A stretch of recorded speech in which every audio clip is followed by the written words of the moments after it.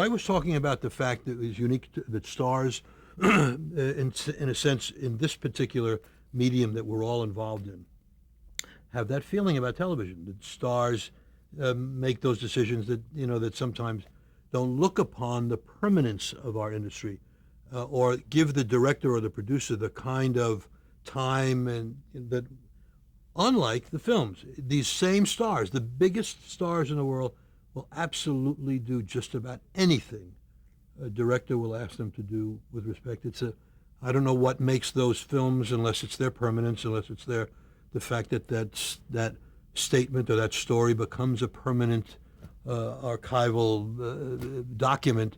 But we have worked very hard through our career to get stars to realize that this medium has the same impact. Maybe it's only on once, but it reaches more people in that one time than many movies do in their life span. So it's kind of it's an ironic kind of situation with regard to those people and how this medium it's changed a bit now. Here we are in the year 2000, the new millennium, and I think it's why you find more and more big stars doing film projects, doing especially cable things and what have you. It's the respect for the medium, I think, has changed a lot since the days that Dwight was talking about, when Frank would do a dress rehearsal and say, "Well, that's it, I'm going home." Well, you would always wonder whether it went through his mind that this was a document that was going to be seen forever. I mean, like his record's going to be heard forever. You would think that it would be important to have as near as possible, a perfect package, You can be sure he didn't tell John Frankenheimer when they were shooting Manchurian Candidate, I'm sorry, that's my good take. And if John Frankenheimer said, "I'm sorry, I didn't get what I need," he would. I mean, that's just a fact of life. It's absolutely true, and it's taken a long time. Of course, Frank at that time, I'm sorry, Yeah. but He was not in a position. But I don't think that is exactly. He was daring you a little bit, He Yeah. was on the very edge. He didn't like television particularly. Lights bothered him. On the other hand, tell him about Barbra Streisand and how you feel about working with Barbra. I did, so you do. Barbara's a perfectionist, a loud perfectionist, one who has many ideas. Of course, she now has become a director in her own right, so she has her feelings and she reacts to things a lot differently probably than I do. I don't know how Gary feels about it, but the last couple of shows that we've done with her, she'd been more vocal in her reactions to what we have edited. That is, we put together a work print kind of thing, an edited version of a show, and she'll react differently than we did or that I did on angles or lighting or whatever, and is much more vocal about her than she was at the beginning. Beginning, she was a little girl and was learning. That is our first few shows. But as time went on, Barbara, I think, has become more critical of the medium. She'd accept things a heck of a lot easier in the old days than now. Is that what you meant? Let me ask you, That's how if someone were to walk on the set of a Smith Hemion production in, let's say, the mid-'70s, what would they hear? What would they see? What kind of atmosphere do you create?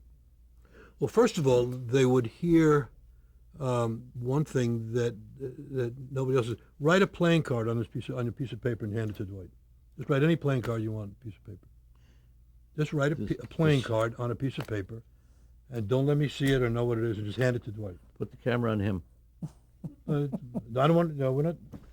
This is what they see all the time, and I can tell you that for years and years, people have been trying. I don't want to look. Don't let me look. Did you see it? No, wait a minute. There, you take that. Okay. Okay, now you wrote something down on it? Uh-huh. Did you? You know what? I have no idea. I'm sorry. Let him know. Okay. Did you pick a black card? No. No?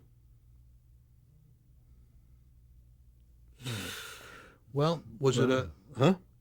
Was it a heart? No. No. See, this is really I'm great. sorry. I know it's a 7 or something, but never mind. We haven't done this a lot. I'm sorry. We were doing this trick for years and years and years. Enough of that. This is not You were being close, edited, so it was we a were. 7. There you go. Anyway, It was a we'll keep 7. going.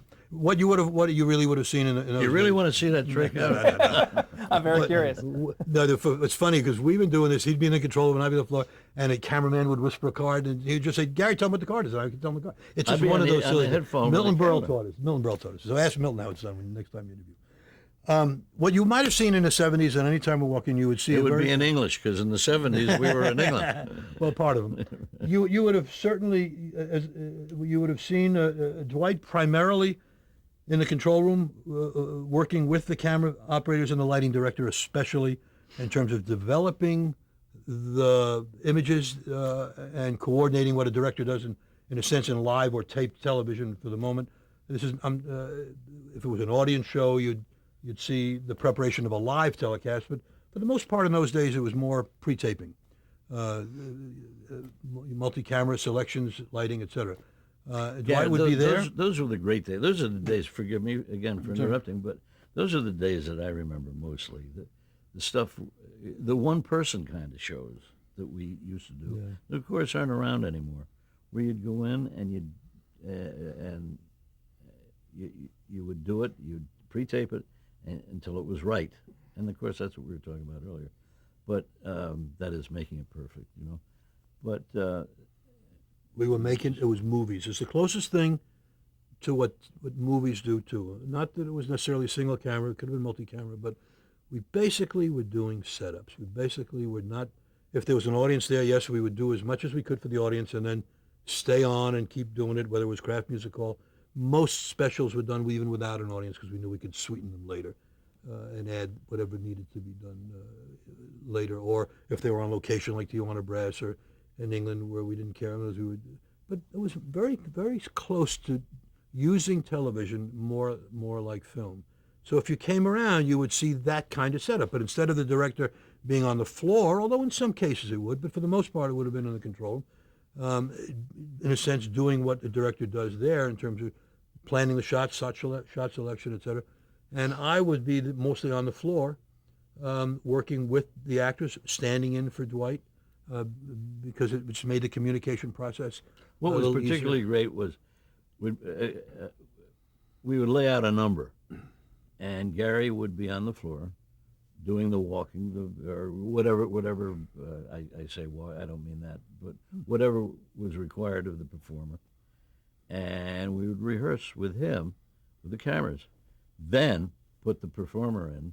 He'd show the performer what he did, and it really worked out a lot quicker, a lot better, because we didn't demand so much of the performer. It took the pressure off of you too, not having to worry about that. A performer was, Exactly. can I get on with this now? Because the performer was either still in his dressing room or came on the set and just could observe, and the stage manager would say, "Gee, watch what they're doing for a second," and you could see it. But those really were the creative days that I like to think back on, as against what we see so much today, which are,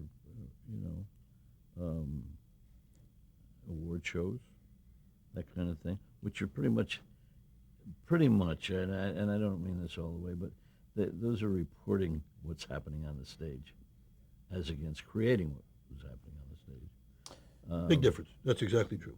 Let me go back to this question and ask you, Dwight. Yeah. How does Gary handle pressure during production? Oh, I think very well. He's a pro, so he does what pros do. I think he handles it very, very well.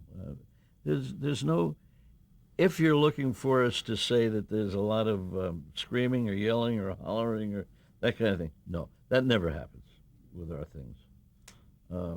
It really is very quiet and very businesslike and professional, I think. Gary handles it beautifully. But if you And two, he's spending all the time on the floor with these people, or so much of the time. but if you two disagree on an idea, then that's discussed in private, so that when you walk out the door, it's no. Not always. I would walk into a control room if something was going on and say, let's talk about this, or vice versa. If I had planned a particular idea in the writing or in the concept, and Dwight said, it's not coming off. He'd say, Gary, come in. Come in the room. He'd say, is that really working? And I'd look at it and say, well, let me look at it. So and we would discuss it. We didn't have. It certainly wasn't private. We aired our laundry was out there for everybody to see all the spots and all of the cleaning, but not too often. Not too often. If we had conceptual discussions, they'd be at the desk when we're planning things, but surprisingly shorthanded because again we just know what we're each looking for, and the biggest and I'll use the word problems. I don't mean problems, but the biggest areas of disagreement or concern had more to do with schedule. Does he have enough time? I think you can do it in an hour. I know I need to, but in terms of structuring the logistical side of it with the people that we do. I was always right about that. We always need 2 hours. He would use 3 or 4. Whatever you put down, it was always more. Right. What do you think? Or why do you think that this partnership's been so successful? What are the elements? Well, of course, I think that we were, again, we were the only ones around for a long time, as I look back on it. I mean, we got most of the good people were working with us. And when I say good people, I mean the performers. We also were very fortunate in having the best production people with us. Well, in all fairness, I'm going to interrupt you. In all fairness, I'll be a little bit more egotistical now, because let's say everybody has that opportunity to work with the same performance, but if you're saying what makes our thing work, if in fact it has worked to the extent successfully that it has, I think it's because, first of all, there's 2 of us doing what oftentimes one person's doing. There's somebody's on the floor and somebody's in the room. So one guy is looking out for. We're each looking out for a separate. I'm looking out really from the performer's point of view most of the time. Dwight's looking for his point of view in terms of what. And sometimes there's a problem there. Sometimes those things don't, as I said earlier, don't go in the same line, number one.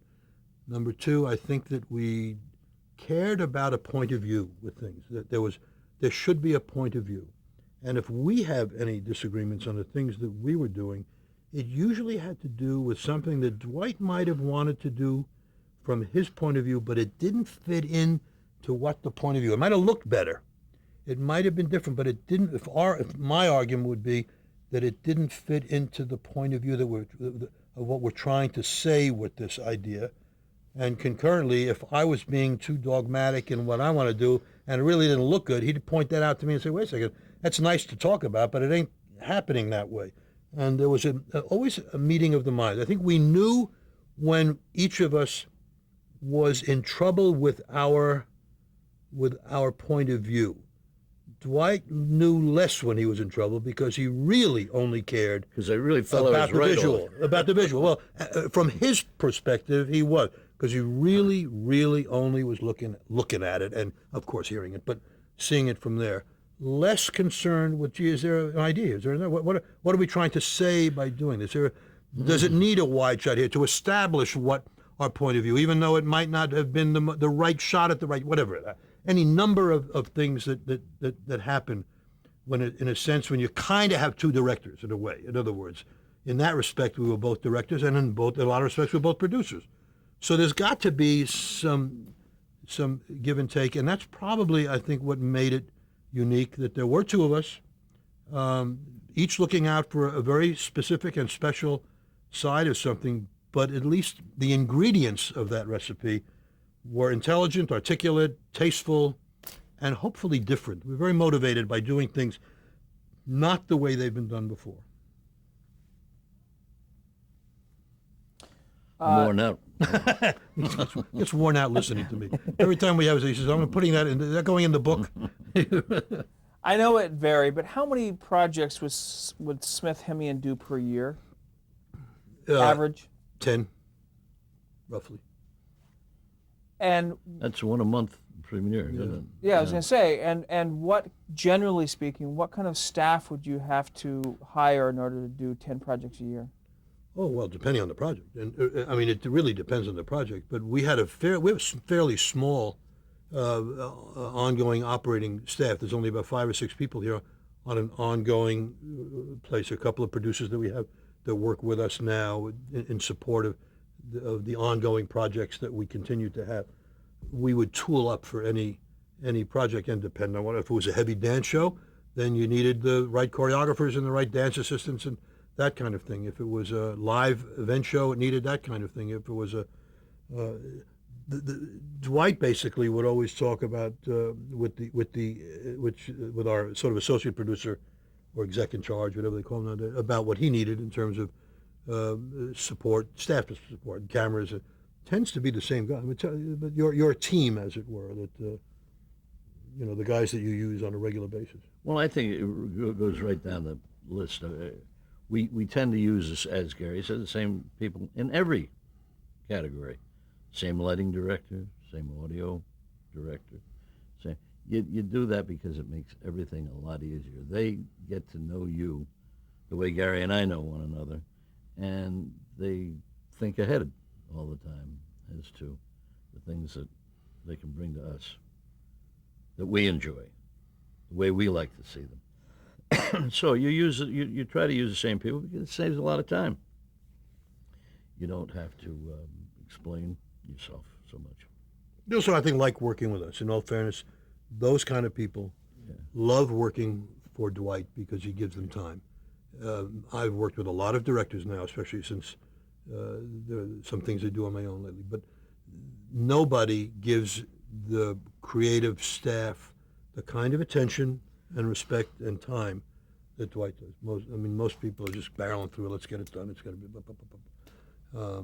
And people therefore just loved being able. And he's so open. I mean, a cameraman can say, "What about this? What about that?" And they spend hours sometimes just looking for the right approach to something visually because he wasn't there yet. I'm not sure that we're there yet. And it was an open, very democratic operation, or the way we were. Over the last 20 or 30 years, how you've done so many projects together, how have you continued to keep it fresh? What are there areas of inspiration that you go to on different projects to think of new ways to show America about a particular event or moment? How do you keep it fresh? That's a great question, and God knows we try to keep it fresh. Fresh to us or fresh to an audience? Well, both. Both. Probably. Yeah, you really do try. In everything that you do, you try to be a little bit unique, a little bit different, perhaps. And that's fresh thinking. Whether we're able to do it or not is something else.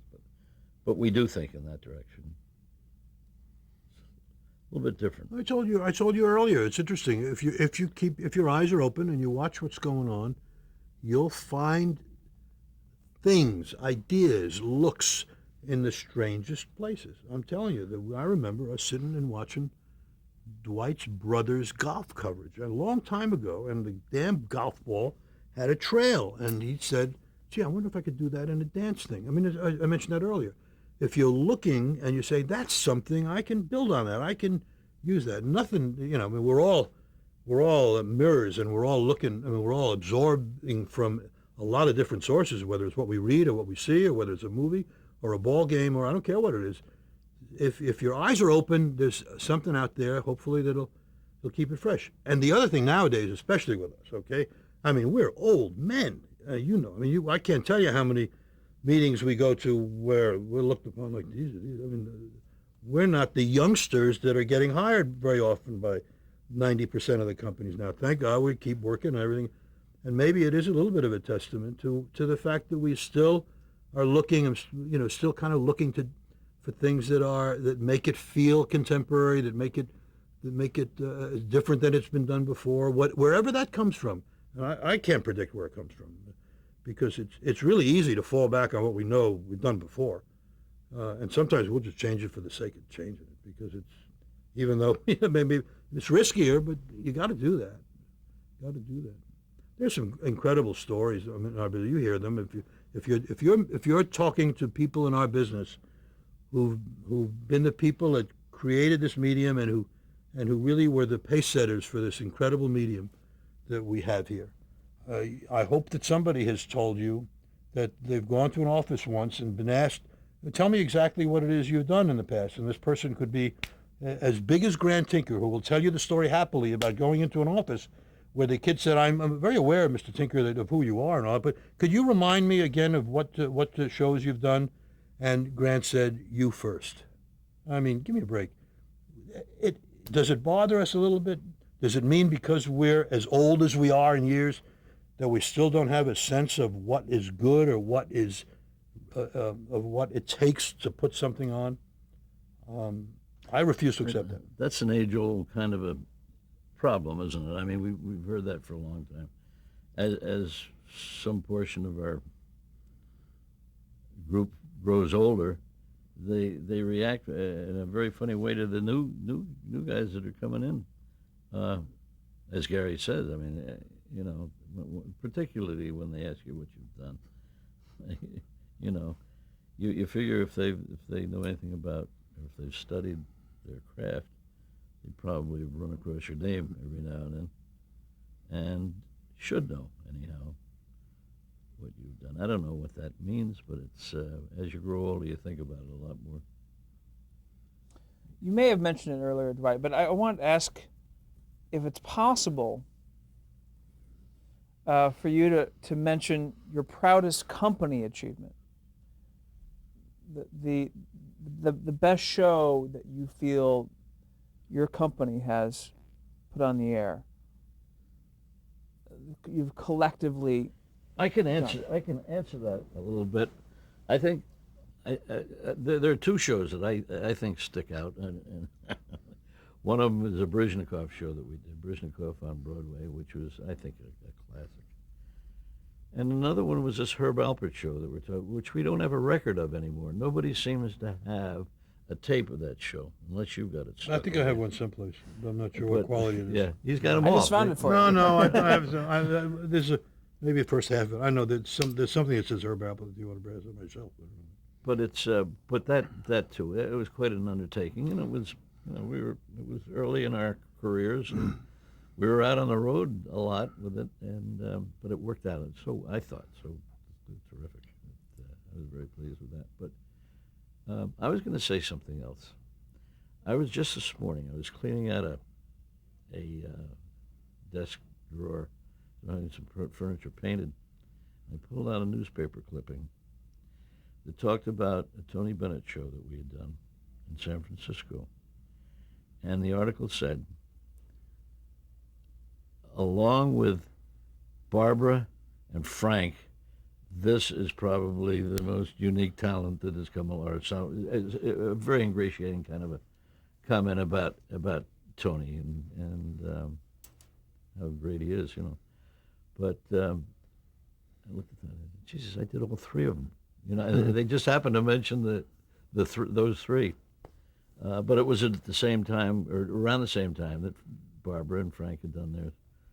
And along comes Tony, and he had, been involved with all of them. So, to me, that was an achievement. I'm not suggesting that those were the greatest shows in the world. I liked them, but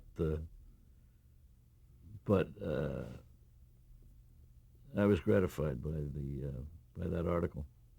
So, if you're talking about achievement, that, of course, is a highlight. Gary, do you agree? I told you earlier, both of those shows. In fact, I mentioned all three of them.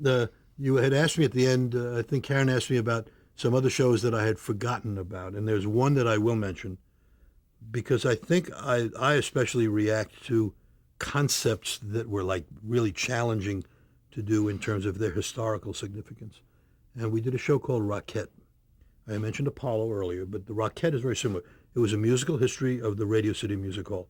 Anne Margaret played a Rockette. The cold opening is all the girls getting made up in their thing, for real. We filmed them, and then you see Anne Margaret doing an audition for that. And Gregory Peck was one of the people in the show. He had been an usher at Radio City Music Hall and talked about the fact that he had walked in these aisles when he was a youngster. It was just one of those shows, again, to take an institution like the Radio City Music Hall and kind of create a 2-hour when that was 90 minutes or 2 hours, I don't remember, a television event with personalities, with stars, with storyline, with clips. It's like a mini A&E series in this one special about And the a place. music hall had never been seen before on television before this. Now you see it quite often. A lot of shows go Yeah. into the music hall. This was really the first time, I think, that a major network show had originated from music hall. And It's on our short list. It's one of those. yeah, So, you're right. As I though. said, working You with know, Ann Margaret, it's a treasure to deal with. I mentioned Stephen Eady and the kind of musical shows we did with them earlier, which are Yeah. a wonder. I mean, we're lucky. You know, we're very lucky guys. We've been able to work with. There's probably anybody that we haven't had a chance to work with in this arena of music and performance arts, but we've worked with so many just fabulous people. It's great to sit here now and talk to you about it. We don't do this very often. We don't sit here and talk about what we've been doing for the last 35 years, but Paul McCartney. it's a lot. I mentioned McCartney earlier. All the stuff we did in London was so. Glenn Campbell, John Wayne as a guest on a show we did with Glenn Campbell, comes to England on a show called The American West with Glenn Campbell and the show, and John Wayne comes in, and he was sick at the time, and I remember, God bless him, he was so sick that he he had to expectorate in the middle of a take, right on the floor. Everybody went, "Oh my God!" But it was John Wayne. Expectorate that spit? Yeah, it's like precipitation. And it, but in our business, music, all right, music and variety. John Wayne, where does that fit in? I mean, yes, Tony Bennett, yes, Stephen Eady, yes, Sammy Davis, Ann Margaret, Neil Diamond, Barbara, all of those. But to also have had an opportunity to work with and incorporate some of these other extraordinary legends, Henry Fonda and Betty Davis. When I said we did the Kraft Music Hall show, I have a wonderful anecdote if you want to hear it about Betty Davis. This is a little bit funny. I mean, you don't edit. Will this be long? It may be a tiny bit long, but we did a show about theater, and Betty Davis was going to be the host of it. It was something about, and she came to a Kraft Music Hall series, and we decided that we would kind of play a trick on this really outspoken, fun lady. And she came to read the script, and this was at Kraft Music Hall. And we had written a sketch in there about "Oh Calcutta," which was on Broadway at the time. This was Kraft. I mean, and the sketch involved two older women typists who have to write a Bruce J. Friedman treatment. I'm not going to get through this. What, do you have one? Can you do 1 minute? I don't know if I can. The bottom line is that picture these two ladies writing a Bruce J. Friedman script over, and every other word is the F word or this or the word, and they have to do, well, we put it in the script, and Betty Davis came in and just read the thing as if it was going to be fine. She just read it cold about the script, and I'm telling you, every word we could think of was in there, and it was just our little gag about off-Broadway and how liberal the theater has gotten lately. And as I recall, we obviously didn't do it on television, but it was just one of those things. We had a sense of humor in Kraft in those days. We were able to have some fun and do some things like that. Oh Calcutta, do you remember that? Oh Calcutta. Oh. That was the first show that had nudity on Broadway. Everybody, all the performers We're nude. were nude, and we were just. Thank you, gentlemen. Thank you. Can we go home now? No, No, you're staying. I can go. you can go home.